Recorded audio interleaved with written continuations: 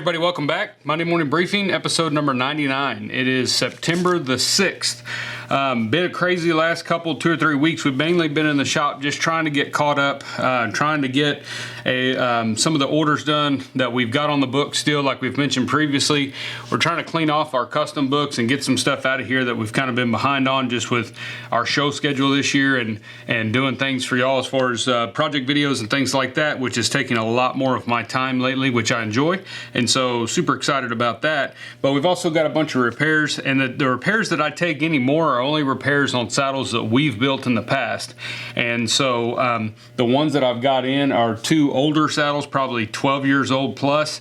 And so they needed some pretty substantial just love and care as far as conditioning, and one of them needed new sheepskin and stuff like that. And so we're just going through those, putting new horns on them, things that have been abused and needed to be replaced. And so that's pretty much tied up most of my time here in the last 2 or 3 weeks. While we haven't had a video, every time I think about doing it, we kind of get tied up in here. But been working on that. Also been working on just trying to tool up a bunch of product to put together for Christmas. Like I told you, we'd start talking about Christmas in September. It's September. We're going to start talking about Christmas. So you want to start getting ready. If you're going to do custom work, you're probably already getting some people to call you and, ask what your custom waiting list is for Christmas and when to get it in on time. Start thinking about that now. It's nice and early, and you can kind of leave yourself some time. We'll dive into that deeper later, but what I'm doing is we're not going to really take any Christmas orders to speak of, and so I'm just trying to build up some inventory for our sales floor as I get time. I don't have all day to sit over here and just tool stuff, so what I've been doing is just tooling. This is some golf ball sleeves that I had clicked out, obviously, and so I just went ahead and tooled a bunch of these. I've just been throwing stuff as I tool it in a box. If I get a free hour or something having a cup of coffee, I'll tool up a few knife sheath fronts, maybe just do some geometric work on some gunslings, just whatever I can kind of think of that we can put on the retail floor and on the website that I think would make good gifts. And that's kind of what we've been working on. As far as like on dead time or slow time, if I've got just a few minutes waiting on glue to dry or whatever, I can be, tooling on something over here. One of the main things that I've been tooling on the last few weeks, if you follow us on Instagram, you've probably seen this, but this is a rope bag that we're building for a very good customer of ours. She's been on our list since before Christmas for a rope bag, and she's great. She's a fantastic customer, and she's very patient, thank God. So anyway, we're trying to get that knocked out before we go to Wichita Falls in October, and so we got it all tooled. I'm gonna tell you, I did make a tooling pattern of this pattern for the front and the back, and I don't think I snuck it out on Instagram. I might have put it on one of my stories, but I don't think I did. Here's the back panel. You could basket stamp this or do a quilting or whatever you wanted to do here, hand cut basket, or just leave it plain. This one's going to be left plain, but just a little accent floral for the back. We did a rope bag video probably a little over a year ago, maybe a year and a half ago. It may have been longer than that, I'm not sure, but there is a video on our YouTube channel that you can search for that shows you how I build an entire rope bag, a double compartment rope bag. That one in the video actually has a pocket on the front. That's an optional thing. I don't really like the ones with pockets on the front, just the way they look for me, so I don't do a lot of those. But we did that video, but at the time we did not offer a pattern pack because at that time I don't think we were doing any printed patterns, and so we weren't at that stage where we were able to kind of create that. Now we've been doing printed patterns with a large format printing that we mail out to you for larger projects like the buckhorn bag, the gunslings, the guitar strap, the rifle scabbard, a bunch of those, the golf ball sleeve.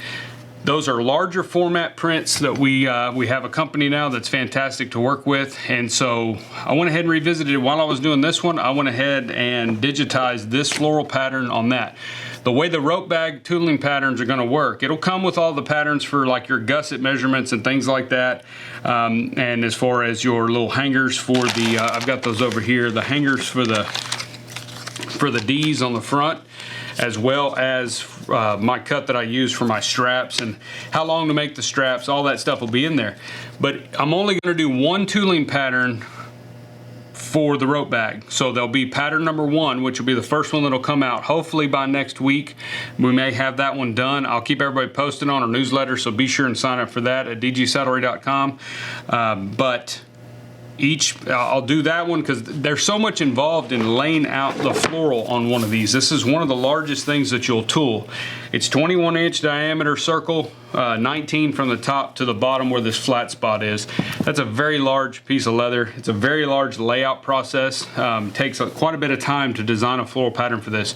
So this one will not have like 6 or 10 different tooling patterns in it. It'll have one. And then as I get time, I'll make another one that'll be basically the exact same pattern pack, but with a different floral design. And that'll be pattern number 2. And then we'll do another one, pattern number 3, and so on and so on. So you'll have to buy each one depending on which one you want. If you want them all, you'll have to collect them as we do them, just because there's so much time in those. I don't have, plus it would make too big a pack. One of these fits on one sheet of paper. To keep the paper from being 4 foot by 3 foot, these pages will be 22 by 28, I think. One of these will fit on each page. I think that's manageable, but if you were to do 6, it's not even gonna fit in an envelope. And so we're gonna do it that way. I think it's gonna be good. The neat thing with this one, I'll try to keep them all that way to where the floral, you can kind of modify it. If you wanna change the flowers out, just draw different flowers and put them in there. But the main layout of the floral and the vine work and stuff, scroll work, is already going to be there. If you want to add a brand, like this one's got a brand hidden in here, then you'll have to adapt to make that fit. I may do some where we've got a namespace in there that allows you to put somebody's full name first and last, or even a brand or something like that. So, but that's just kind of a heads up on the rope bag pattern. I've got a lot of people that have called and they've seen the video and they know that there's not one available, but they were just updated since the video was so old to see if I may offer something now. And up till this point, we hadn't. And so I thought we need to go ahead and do that before the fall, and so we're going to go ahead and get those turned out. Like I said, pattern number 1 will be out next week or so. I've got it already drawn up. I've just got to do, when I put this one together, I will figure out my actual measurements on the gusset and those kind of things, and that way we can put that information in that pack so that you'll know how to do that. Because you can very easily do these either 1 compartment or 2 compartment. Either way works great. It just depends on what the customer wants and what you feel like building. And then onto something else that's going to be coming out, and this is just a kind of a neat thing that Aaron and I at Maker's Leather Supply were visiting, and he has so many templates. He sent me a bunch of these templates. Most of y'all may buy some templates from him for different projects. They're acrylic templates that he makes, designs, and cuts out, and these are projects that he comes up with. This one here is his billfold 2.0. This billfold 2.0, and then these are a couple different roper wallets. I've got a clutch wallet. We started out with these, but what we're going to be doing is, he doesn't have any floral patterns for any of his projects, and so what he wants me to do is to go ahead and draw up and make like a companion pack or an accessory pack for his templates that'll be sold through us on our website, both in digital and in printed, depending on the project, just like we do any of our other packs. But these will be for Maker's Leather Supply acrylic template kits or designs.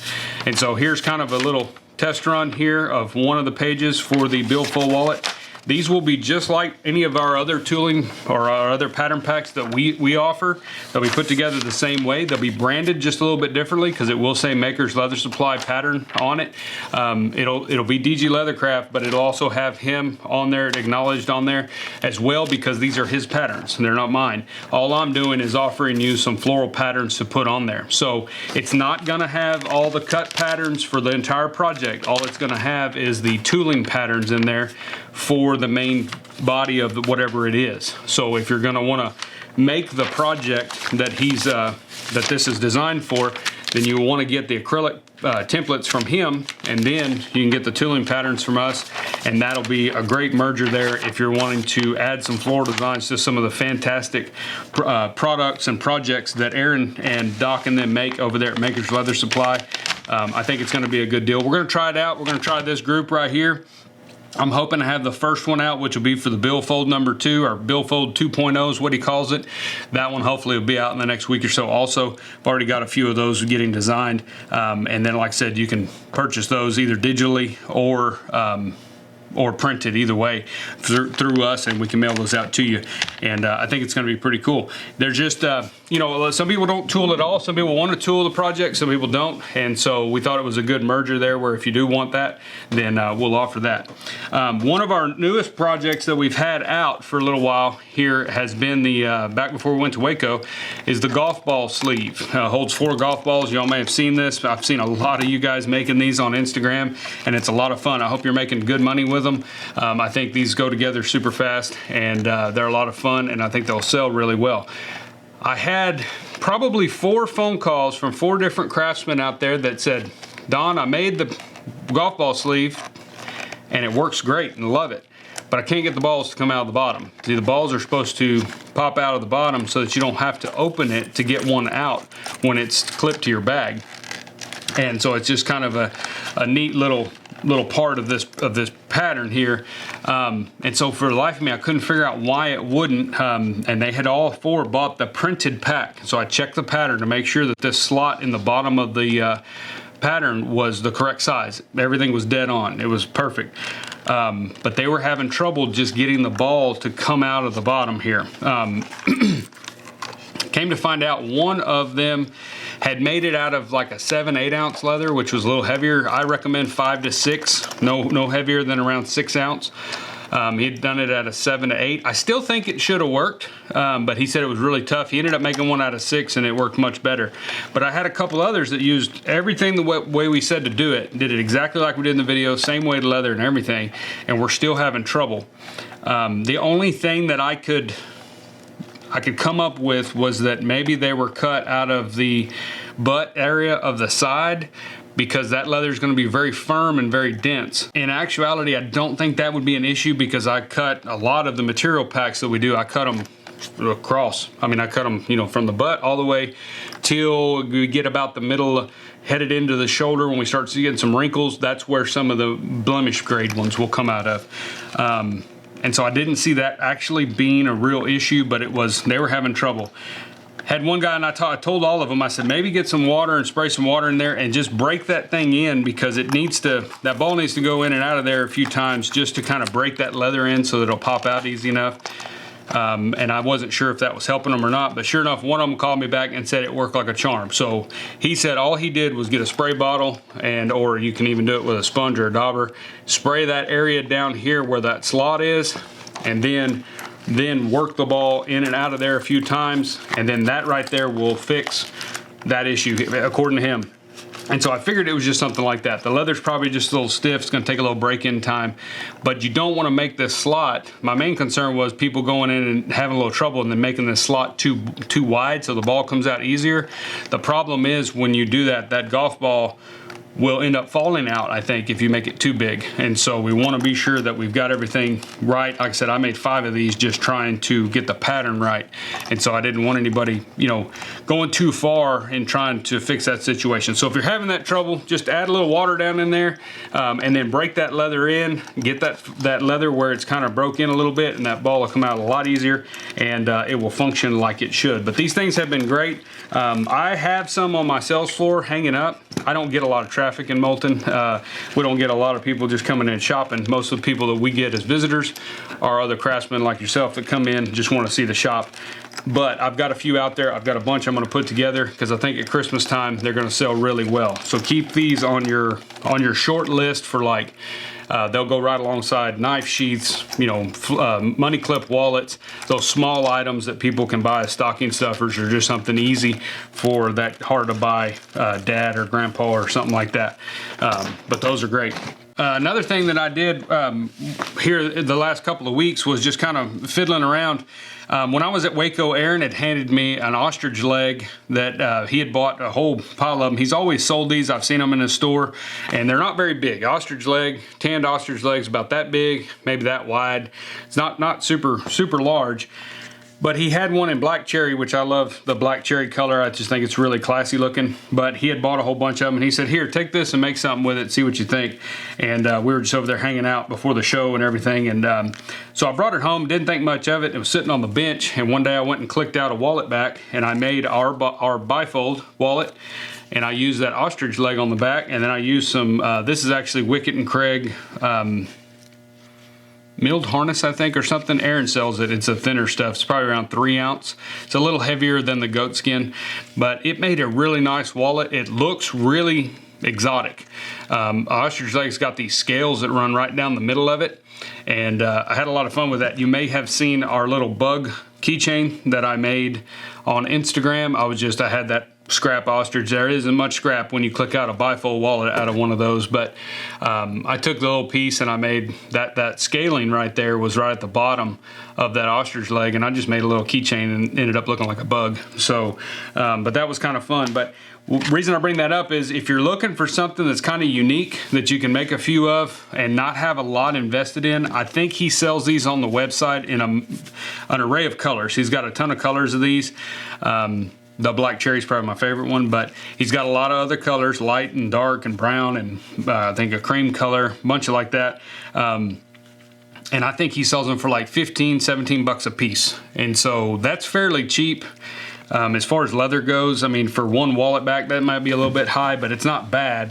And it's something that's just, most of your customers have never seen that. They're not going to know what it is. And the fact that it's ostrich might fetch a little bit higher price point. I definitely wouldn't just do cost of material plus on that. I would add a little bit extra because it's unique and it's exotic. It's kind of cool. So keep that in mind. You can do, bifold wallet, money clip wallet. You probably get 2 money clip wallets out of one of those legs. And just something fun to kind of play with. Speaking of keychains, a good friend of ours here at the shop, Fred, he comes by all the time, visits and hangs out and stuff, and we're about to start doing some stuff together here in the shop, just piddling around. And he's a good friend of mine, and he made us a little group of keychains, which was super nice of him. I was really excited when I opened the bag. I was like, why did he waste his time making us keychains? But he just wanted to make them for us as a thank you, I guess. And I love them. I'm probably going to give them away to my customers when they come in. I'm not sure yet, but they're just kind of neat. But the reason I bring them up too, not only just say thanks to Fred and love him coming by and hanging out and spending time. He was just here this past week.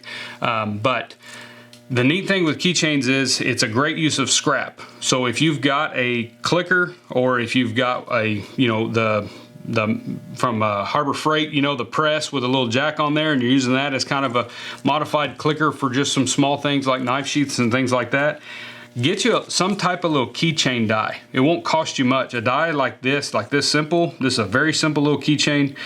I bet that die is not $25, maybe $30, but buy that, have it, and then when you have a little box there, because you look at how big this is, that size piece of leather, most people just chunk in the garbage. But if you can take that and turn it into a keychain, even if you give them away, it's still promotional. You're still not throwing it in the trash can. So that's kind of a good use. Now, you don't need 5,000 keychains laying around, so that's going to be a limited use. But it is something handy to have. Again, if you got scraps of like an ostrich leg, you can click out one of these, back it with a piece of veg tan. You've got a kind of a cool little keychain you probably get 5 or 10 bucks for at a show or something like that. So keep keychains in mind. Don't get crazy. Don't make 5,000 keychains, but it is handy to have a few, or at least have a die to be able to do those. So that's one of the dies that I'm going to be buying here pretty soon, because I never think about it until I got these keychains from him. Somebody else sent us something too, and I want to thank them. I'm not going to use their name because they didn't say I could, but they sent me a box, and I didn't know what was in this box. And opened it up, first thing I saw in there was this scale. Y'all seen me use a scale at my tooling bench for a lot of my videos. It's a plastic one. I bought it at Hobby Lobby probably when I was in college. Don't actually use a scale for the purpose it's designed for, nor do I really know how to use a scale correctly. For years I called it a ruler, a triangle ruler. It is not a ruler, it's called a scale. I've been told that many times over my career. But that one, that plastic one, it's actually, I've had it so long, it actually has some, it's not a real good straight edge because the edges are kind of worn down in spots where it's just been banged around, it's old. But this one is also longer. This one's metal and it's longer. And I was just elated when I opened that box and saw this scale in there. So you know who you are who sent me this scale. Thank you so much. This has already been in use on my bench. It lives on my bench now. I will use it going forward and probably give that crappy plastic one to my son. He'll use it, but this one is really good, and I like the fact that it's longer, because there's a lot of times when that other one's a little bit too short, like on photo albums or binders, things like that, larger books. It's a little harder if you're running a basket stamp trying to get a straight line or just trying to get a straight edge. So thank you for that. Also, what was in that box was a neat thing here, and it was wrapped up in a towel, but I don't know if you can see that real good in the video, but it was a salt lump. And this salt lump came from Grand Saline, Texas, which is they do a lot of salt mining there and things like that. And it's funny that you sent me this salt lump, because most people probably don't know where Grand Saline is, but I know where it is only because my wife's family and her are from that area. They're originally from Paris, Texas, and her dad worked down around the Grand Saline area and things like that. So I know very well where that is. We've been through there, and it was really neat and ironic that you sent us this, so it will be in the shop as a conversation piece. And so it's just really neat. It kind of looks like a crystal. If you've ever seen a salt lump, it's pretty neat looking. This is the first one I've ever had my hands on, and I think it's pretty cool. So we're going to keep that in the shop as a keepsake and a conversation piece, and I can't wait to show her dad, because he will know exactly what that is right when he sees it. So I appreciate that. So I know that's a lot of information, but it's been 2 or 3 weeks since we've done a Monday briefing, so I just want to kind of make sure I went over as much as I could of what's been going on, trying to remember what we didn't talk about in the last one and things like that. But like I said, we kind of get to them as we can. We got things to work on in the shop, so sometimes it's kind of hard to stay as consistent as we want to be. But now that we're in September, we are getting ready, kind of the last push here to get ready for the Wichita Falls Boot and Saddle Makers Roundup, which will be October the 6th and 7th. That's a Friday and a Saturday, and that's in Wichita Falls. You can certainly go online and find information out about that. We will be there, and we'll have our booth there and doing things like that. Wichita Falls, they don't really do any classes or workshops at that show, but they do, I think they still do seminars. They used to do what they called seminars, which somebody will do a demonstration that'll be going on during the day.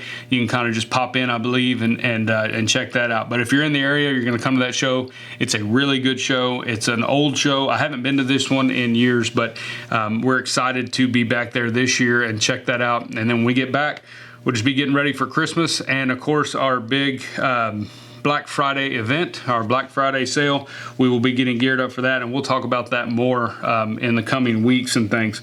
But yeah, as far as what we're doing this week in the shop is, like I said, Monday was a holiday. I made it a point to kind of stay home on Monday and just piddle around the house, work on some things we needed to be working on over there since we've been traveling, which didn't work out real well because it's 187 degrees down here still, and so you really just wanted to hang out in the shade, and even there it was 110 or 112, I think. So I'm exaggerating, of course, but it was pretty fiery hot, and it still is. I think we're supposed to get a break next couple of weeks. So if you guys are already feeling colder weather or cooler weather where you are and possibly getting some rain, then we're excited for you, but we're still waiting on it. So hopefully it'll come sooner than later. I'm ready for fall.